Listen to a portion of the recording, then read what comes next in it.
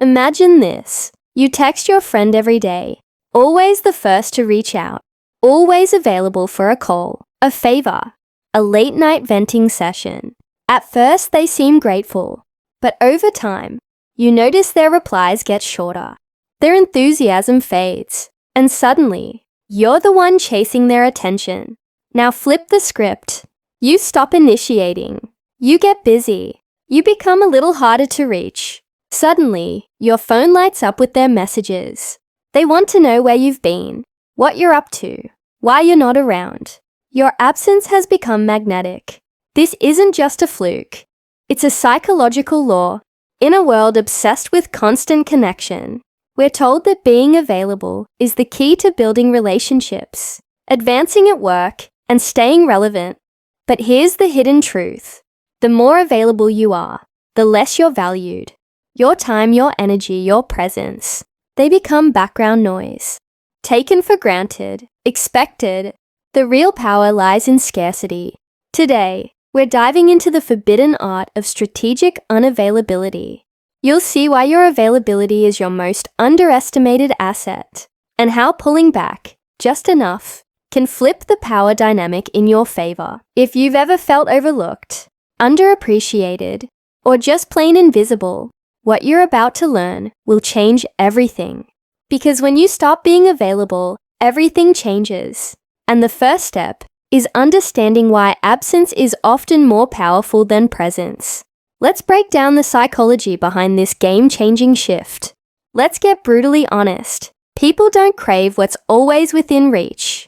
They crave what's just out of grasp, what feels rare, what might slip away at any moment. This is the scarcity principle, and it's one of the most powerful forces in human psychology. The less available something or someone is, the more intensely we want it. It's not just a quirk of personality, it's hardwired into our brains. Think about the last time you tried to buy a limited edition sneaker drop or concert ticket. The moment you saw only 2 left in stock, your heart rate spiked. Suddenly you had to have it. Scarcity triggers a primal response, the fear of missing out. It's the same reason luxury brands limit their supply, why exclusive clubs have waiting lists, and why the most sought-after people seem to always be the ones who are hardest to reach. Psychologists have studied this effect for decades. In one famous experiment, researchers put cookies in 2 jars, one full, one with just a few left. Overwhelmingly, people rated the cookies in the nearly empty jar as more desirable, more delicious, more valuable. The cookies were identical.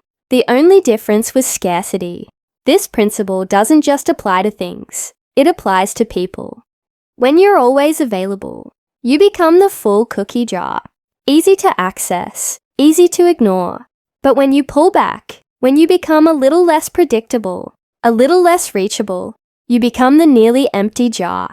Suddenly, your time and attention are precious commodities. Mainstream advice tells you to be open, to say yes, to always be there for others. But here's the hidden truth.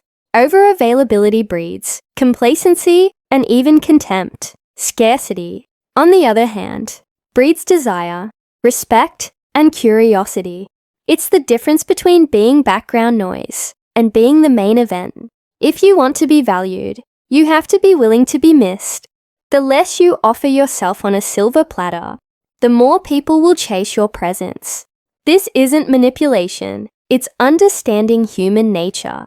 And once you see how scarcity shapes desire, you'll never look at your own availability the same way again. So, what happens when you ignore this principle? That's where the real trap begins. Let's dig into how constant availability can quietly destroy your perceived value. Here's a harsh reality. The more you make yourself available, the more invisible you become. It sounds backwards, but it's a psychological trap that catches millions. When you're always there, always answering texts within seconds, always saying yes to every request, always ready to drop everything for someone else, you're not seen as generous. You're seen as ordinary, predictable, easy to take for granted. Let's look at a classic example. Think about the nice guy or nice girl who's always there for their crush. They listen, they help, they're a shoulder to cry on. But when it comes time for romance or real appreciation, they're passed over for someone who's a little more mysterious, a little less available. Why? Because constant presence breeds familiarity, and familiarity breeds indifference. The brain is wired to tune out what's always there. This isn't just about dating. In the workplace, the employee who's always the first to volunteer, who never says no, who's always reachable after hours. What happens to them? They become the go-to for grunt work, the one who's expected to pick up the slack. Their contributions are assumed, not celebrated. Their boundaries are ignored, not respected. Over time, resentment builds, not just from others, but within themselves. Psychologically, this is called the law of diminishing returns. The more someone experiences something, the less impact it has. Your constant availability becomes background noise, and people stop noticing your effort. Worse, they may even start to resent you for being so easy to access, as if your time and energy are less valuable than theirs. There's a hidden cost to always being available. You teach people how to treat you. If you're always there, you're signaling that your time isn't valuable, that you have nothing better to do, that you're willing to be a backup plan. Over time, this erodes your self-respect and your reputation. So, if you've ever wondered why people lose interest when you're too eager, or why your efforts go unnoticed, it's not bad luck. It's a psychological law at work. But here's the good news. You can flip the script. The antidote to being overlooked is strategic withdrawal. Next, let's explore the Machiavellian art of pulling back and how it can instantly shift the power dynamic in your favor. If you want to understand power, study those who wield it effortlessly. Throughout history, the most influential figures, whether in politics, business, or even romance, have mastered the art of strategic withdrawal. They know that being less available isn't just a passive act. It's a calculated move that shifts the balance of power in their favor. This isn't about playing games. It's about understanding the psychology of desire, respect, and influence. Take Napoleon Bonaparte, for example. He was notorious for delaying his responses to letters and requests, even from his closest advisors. He understood that immediate availability signaled desperation or weakness. By making people wait, he increased their anticipation and made his decisions seem more valuable. The same principle applies to modern power players. CEOs, celebrities, and high-status individuals rarely make themselves instantly accessible. Their time is a privilege, not a given. So, how do you apply this Machiavellian tactic in your own life without coming off as arrogant or disinterested? It starts with intentionality. Here are some actionable steps. First, stop responding instantly. Whether it's texts, emails, or social media messages, create a buffer. Let people wonder what you're up to.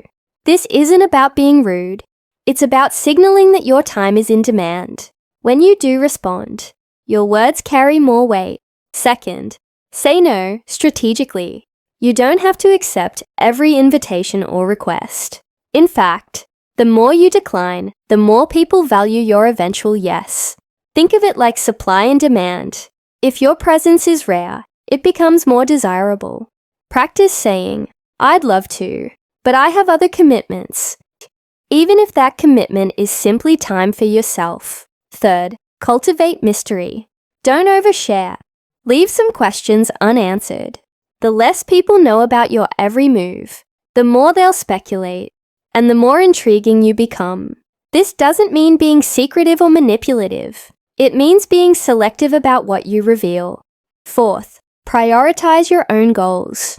The most powerful people are driven by their own missions, not by the demands of others. When you focus on your own growth, projects, and passions, you naturally become less available and far more attractive. People are drawn to those who have a sense of purpose and direction. Finally, be consistent. Strategic withdrawal isn't a one-time trick. It's a mindset. You're training others to see your time and attention as valuable resources, not unlimited freebies. The more you reinforce this, the more respect and curiosity you'll command. Mainstream advice tells you to be open, accessible, and always ready to help. But the hidden truth is that power flows to those who are willing to step back, to create space, to let others come to them. When you master the art of withdrawing, you stop chasing and start attracting. But what actually happens when you pull back? How do people react when you're no longer always available? The ripple effects might surprise you. Let's look at the psychological and social shifts that occur. When you reclaim your time and presence, when you start pulling back, the world doesn't just notice, it reacts. The shift is almost immediate, and it's rooted in deep psychological wiring. Suddenly, the people who once overlooked you begin to pay attention. The ones who took you for granted start to question your absence. It's as if your value multiplies the moment you stop offering yourself on demand. Respect is the first and most obvious change. When you're less available, people instinctively assume you have other priorities, other options, a life that doesn't revolve around them. This triggers a subtle recalibration in their minds. If your time is scarce, it must be valuable. They start to approach you with more consideration, more politeness, even a hint of deference. You're no longer the fallback. They have to earn your attention. Then comes attraction. Scarcity is a powerful aphrodisiac, not just in romance, but in all relationships. When you're not always there, you become a puzzle to solve, a challenge to win over. People are drawn to what they can't easily have. Your absence creates a vacuum, and human nature abhors a vacuum. They'll fill it with curiosity, speculation, and sometimes even obsession. You become the subject of conversations, the person they wonder about, the one whose approval suddenly matters. Curiosity is the engine that drives this effect. When you're always available, there's nothing left to discover. But when you pull back, you create space for imagination. People start to ask themselves, what are you doing? Who are you with? Why aren't you around? This curiosity can quickly turn into a powerful motivator, pushing others to seek you out, to reconnect, to re-establish the bond they once took for granted. In some cases, your absence can even spark obsession. The less accessible you are, the more some people will go out of their way to get your attention. They'll replay old conversations, analyze your social media, and look for any sign that you're thinking about them. It's a psychological loop that can be both flattering and, if you're not careful, overwhelming. But with this new power comes responsibility. The next step is learning how to set boundaries without guilt so you can maintain your newfound respect and avoid slipping back into old patterns. Let's talk about how to draw the line and make people respect it. Setting boundaries is where most people stumble. We're conditioned to believe that saying no is selfish, that putting ourselves first will push others away. But here's the truth. Boundaries aren't walls, they're doors. They don't shut people out. They teach others how to treat you. The real power move isn't just pulling back, but doing so with confidence and zero guilt. The first mindset shift is understanding that your time and energy are finite resources. You wouldn't let someone drain your bank account just because they asked nicely. So why let them drain your attention or emotional bandwidth? When you say no, you're not rejecting the person. You're protecting your own value. This is self-respect, not selfishness. But how do you actually set boundaries without feeling like the villain? Start with clarity and kindness. You don't owe anyone a dramatic explanation. Simple, direct scripts work best. I can't make it tonight, but let's catch up another time. Or, I'm focusing on a project right now, so I won't be as available. Notice how these statements are firm, but not aggressive. They communicate your priorities without apology. If someone pushes back, remember, their reaction is not your responsibility. People who truly respect you will respect your boundaries. Those who don't were only benefiting from your lack of them. It's a filter, not a loss. Another powerful tactic is the broken record technique. If someone keeps pressing, calmly repeat your boundary. I understand, but I can't. No need to justify or debate. The more consistent you are, the faster people learn that your boundaries are non-negotiable. Guilt is a sign that you're breaking old habits, not that you're doing something wrong. Every time you set a boundary, you reinforce your self-worth. Over time, it gets easier, and the people around you adapt. In fact, most will respect you more for it. Setting boundaries is the foundation for sustaining your new power dynamic. It's what keeps you from slipping back into over-availability and losing the respect you've gained. But boundaries aren't just a one-time fix, they're a long game. Next, let's explore how to maintain this new dynamic over time and what to do when people test your resolve. Mastering the art of unavailability isn't a one-off trick. It's a lifestyle shift. The real challenge isn't pulling back for a week. It's maintaining your boundaries and value over months and years, especially when people start to notice and test your resolve. This is where most people falter. They get a taste of newfound respect, but old habits and social pressure creep back in. The long game is about consistency, self-awareness, and the courage to hold your ground. First, expect pushback. When you change, others will notice, and not everyone will like it. Some will try to guilt you, manipulate you, or remind you of how things used to be. This is a test, not a sign to revert.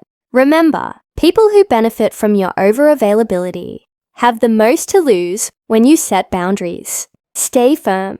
The discomfort is temporary. The respect you gain is lasting.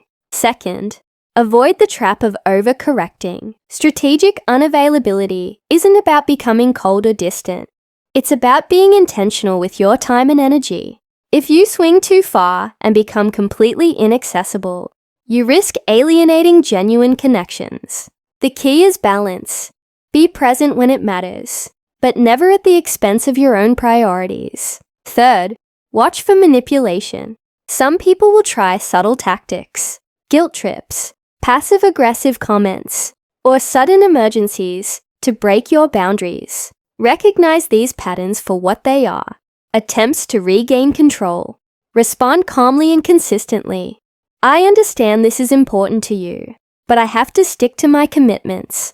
The more you reinforce your limits, the less others will test them. Finally, keep investing in yourself. The most respected people are those who are always growing, learning, and pursuing their own goals. When you have a life that excites you, you naturally become less available and far more magnetic. Your absence isn't a tactic. It's a byproduct of a life well lived. Sustaining power and respect is about playing the long game.